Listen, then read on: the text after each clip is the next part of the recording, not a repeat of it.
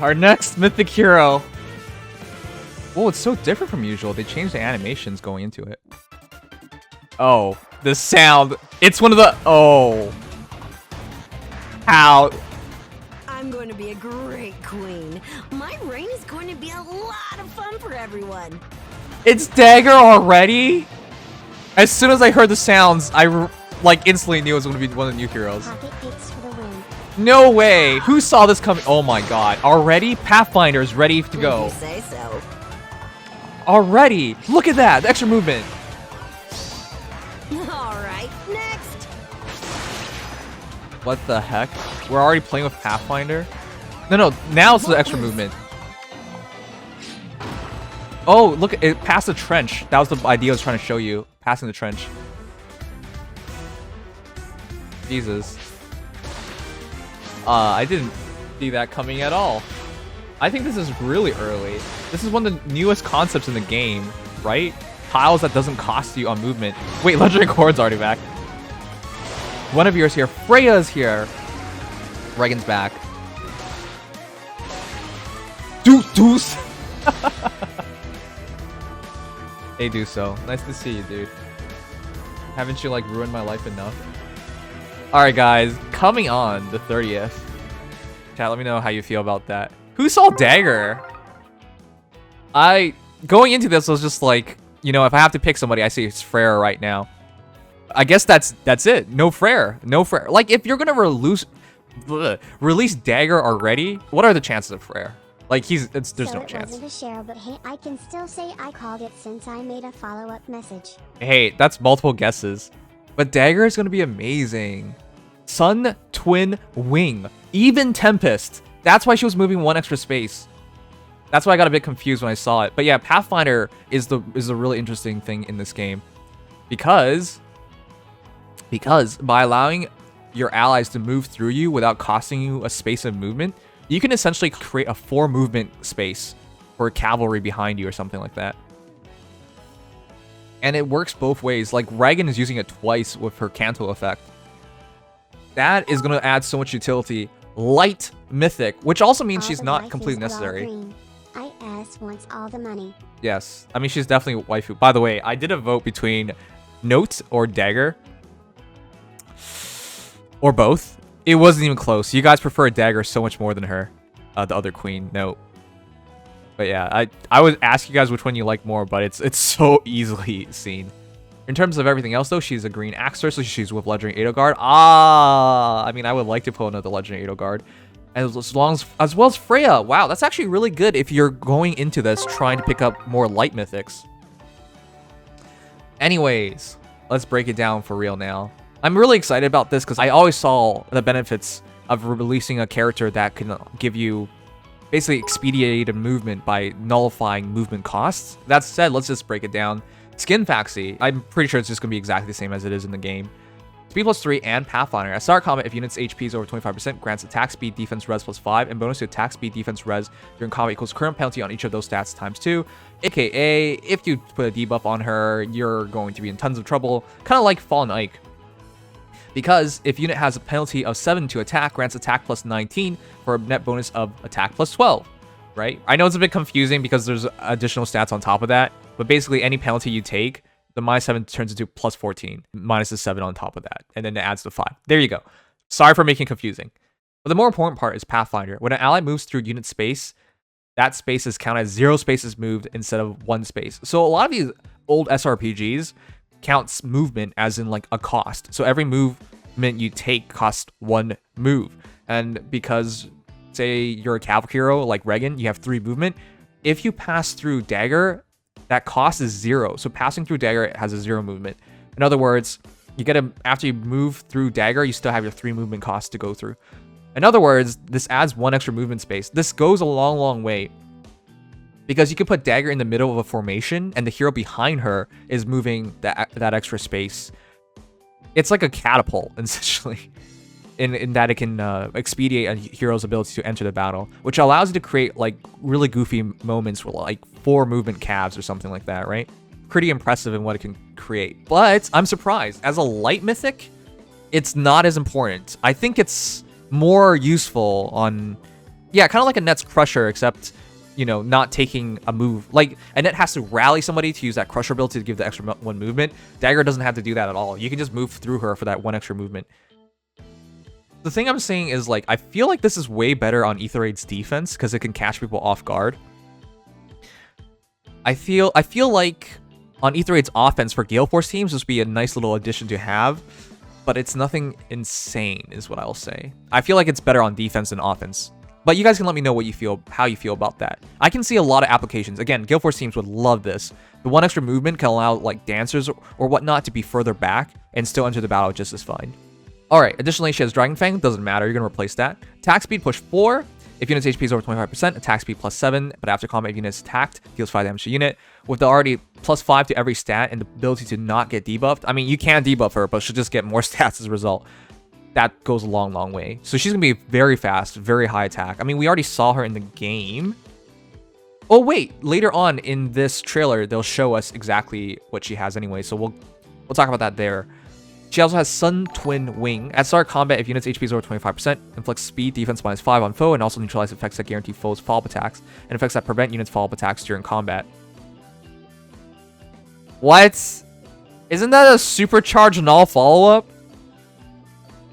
Well, it can be broken if her HP is under 25%, but that's pretty easy to maintain. Attack speed push, Sun Twin Wing, and Skin Faxi all want you to be 25% over. It's a supercharged Null Follow-Up. That's so good. That's so good. Speed defense -5 on your opponents. So she creates a speed defense swing of like, well, not defense swing, but speed swing of like 10, right? +5 speed, -5 speed, just by Sun Twin Wing and Skin Faxi. And that defense helps her attack, obviously. Also, she introduces Even Tempest. Like Ledgering Dimitri, instead it's on even turns instead of odd, so 1 extra movement. That's good, but I always thought Tempest skills were already really overrated. But it'll work on her because if she joins a Galeforce team, she needs to keep up in terms of movement. Alright chat, real quick. Her stats are 41 HP, 55 attack, 44 speed, 30 defense, and 25 res. She's so fast. They really should just went all in and give her distant counter. Because I feel like if she has distant counter, I feel like that's probably best for her, right? The +5 stats to everything, the ability to not worry about debuffs, in which case debuffs would just give her more stats. I feel like DC probably works out better on her, but those are impressive offensive stats. She hits really hard. It's not a 55 attack that she's... Wow. That 52 turned into... Oh, well, it's what's a special, isn't it? But look. Speed, defense -5 on opponents, and then all stats +5, and not worrying about penalties. She really augments her stats. That 55 attack at base is 5 +5 +7. So, wow. She's hitting really hard. Yeah, that's a one-shot. Dual Ephraim is no joke either. And that's a really interesting usage of it. Because of the trench counts as no movement. So despite the fact that trenches are supposed to take like all your Cav's movement away, it doesn't matter. So that was really impressive to see. So, alright, chat, let me know if you're going to go for her. I'll be honest, I'm going to use all my orbs on the HR banner now. Because I like Dagr a lot. She made me realize I have a thing for like giant women. I didn't know I found abs that attractive, but I guess I do. She opened my eyes to things. But it's a light mythic, and I don't really know or think I need a light mythic. Look, chat, I have Milla, I have Peony. Am I going to replace either of those characters? Extra turn from Peony's hard to beat, and everyone has her for free. And Milla's the ability to drop isolation on your opponents. Hard to beat. I think the only reason you go for her is if she like unlocks an extra slot or something. So let's clarify something real quick about extra slots, chat. Extra slots do not give you extra points. Like, it could allow you to shift around units to generate an extra point, but it doesn't give you extra points. It's nice to have an extra unit and all, but it's not necessary. Because at the end of the day, if your core team still makes it work, you don't need it. Now, does it help? Yeah, if you can use an extra mythic hero or an extra hero on top of that, you'll either have more stats because it's an extra mythic, or you have the utility of that extra hero. But it's not absolutely necessary, is what I'm going to point out. So, there's nothing against getting her. It's nice to have an extra movement space, and that's a great amount of utility, but it doesn't change your scoring, so... If you want her, there's no detriments to running her. Actually, there is one detriment. If you go against a cav line and now your entire bottom line is filled, it could cause issues with you. That's about the only issue I see with this. If you fight a cav line and now you can't hide a unit, that might be the only issue you might fight. But outside of that, like, there's no detriments to running her. It's just she's not going to increase your scoring, so just keep that in mind. Don't feel like you must get her now. All right, really quickly, in terms of greens, she's with Freya and legendary Edelgard. I think that's really good. Legendary Edelgard is, I mean, if you run her with, well, she's not a really good Aether Raids unit because she's a legendary, right? You have to be on the right season to run her. But Freya's nice to have. My hesitation is because I want Freya. I just realized I really like Edelgard. I really like Freya. It's less about Dagr for me, chat. It's about the other two. Oh. Alright, you know what? I'll keep a few orbs. I'll try and pull at least one of them. If I pull Dagr, great. But if I pull Edelgard or Freya, I'll be ecstatic. As for the rest of the heroes, I think blue, by default, is going to be pretty damn good. Just because how good Duso is, but giving you Guinevere is amazing as well.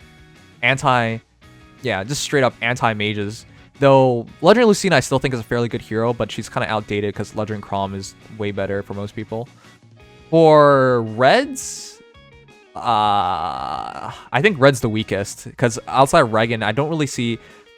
I mean, Legendary Marth is still one of the best dragon killers in the game, and Legendary Erica is pretty cool in terms of like damage output, but like you don't really need either of them. Regan's probably more important in terms of just pulling another mythic. And, you know, getting more points per battle. In terms of colorless, it's strongest too. Braimon's amazing. Legendary Corrin's amazing. And Sarah. Wait, that's Sarah. Did I just realize it's Sarah? Oh my. Okay. This might be a bit controversial for people, but I think Colorless is better.